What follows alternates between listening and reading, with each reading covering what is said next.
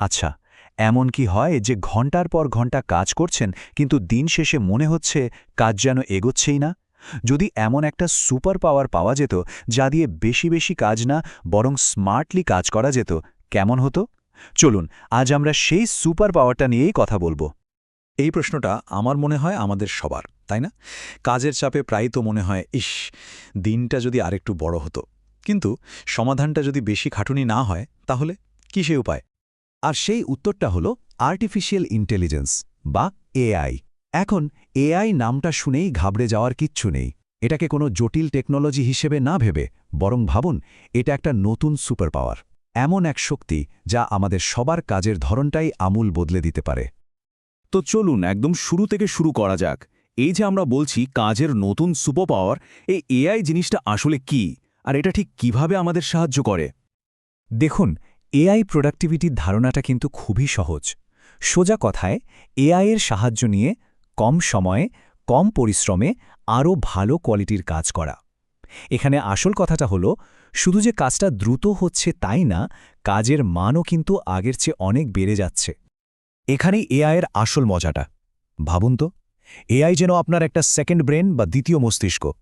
আমাদের নিজেদের ব্রেনটা আমরা ব্যবহার করব বড় বড় আইডিয়া বের করতে, ক্রিয়েটিভ চিন্তা করতে বা কোনো কিছু স্ট্র্যাটেজি বানাতে।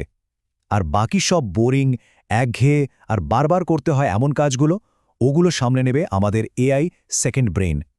বেশ, আমরা তো বুঝলাম এআই কি করতে পারে।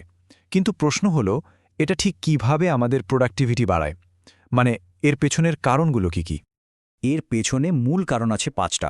প্রথমটা হলো অবিশ্বাস্য স্পিড, দ্বিতীয়ত অ্যাকুরেসি বা নির্ভুলতা, মানুষের ভুল হলেও এআইয়ের ভুল হওয়ার চান্স অনেক কম।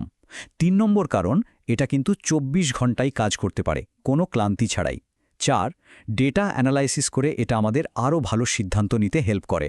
আর সবশেষে এটা আমাদের ক্রিয়েটিভিটি বাড়াতেও সাহায্য করে নতুন নতুন আইডিয়া দিয়ে। একটু গতির ব্যাপারটা নিয়ে ভাবা যাক। যে কাজটা করতে একজন মানুষের হয়তো কয়েক ঘন্টা বা নিধান পক্ষে কয়েক মিনিট লাগে, এআই সেটা করে ফেলতে পারে মাত্র কয়েক সেকেন্ডের মধ্যে। ভাবা যায় ব্যাপারটা? এই যে ১০ গুণ বেশি গতি, এটাই তো আসল গেম চেঞ্জার। আচ্ছা, থিওরি তো অনেক হলো, এবার চলুন একটু প্র্যাকটিক্যাল দিকে যাই। মানে বিভিন্ন পেশার মানুষের দৈনন্দিন জীবনে এআই ঠিক কোন কোন কাজে লাগতে পারে। আচ্ছা, যারা অফিসে কাজ করেন তাদের দিনের বড় একটা অংশ কিসে যায়? ওই যে একগাদা ইমেলের উত্তর দেওয়া, একের পর এক মিটিং করা, ডেটা নিয়ে ঘাঁটাঘাঁটি, রিপোর্ট বানানো, প্রেজেন্টেশন তৈরি। এগুলো তো আমাদের সবারই প্রতিদিনের চেনা ছবি, তাই না? এখন ভাবুন তো, এআই এই প্রত্যেকটা সমস্যার কি দারুণ সমাধান দিচ্ছে। যেমন ধরুন, মাইক্রোসফট কোপাইলটকে শুধু বললেই ও একটা দারুণ প্রফেশনাল ইমেল লিখে দিচ্ছে। ঘন্টার পর ঘন্টা ধরে চলা মিটিংয়ের সামারি জুম এআই সেটা একাই করে দিচ্ছে।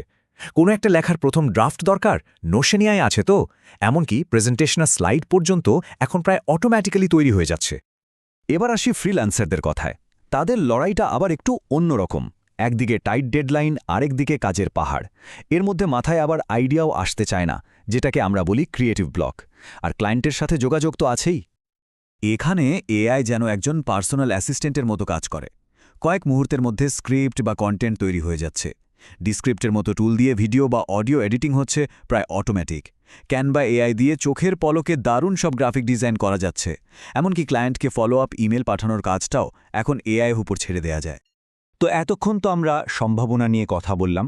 চলুন এবার কিছু বাস্তব উদাহরণ দেখি যে সত্যিকারের জীবনে এআই কতটা নাটকীয় পরিবর্তন নিয়ে আসছে। চলুন ঢাকার একজন অফিস কর্মীর কথাই ধরা যাক। আগে হয়তো একটা রিপোর্ট বানাতে তার প্রায় ৪ ঘন্টা লেগে যেত।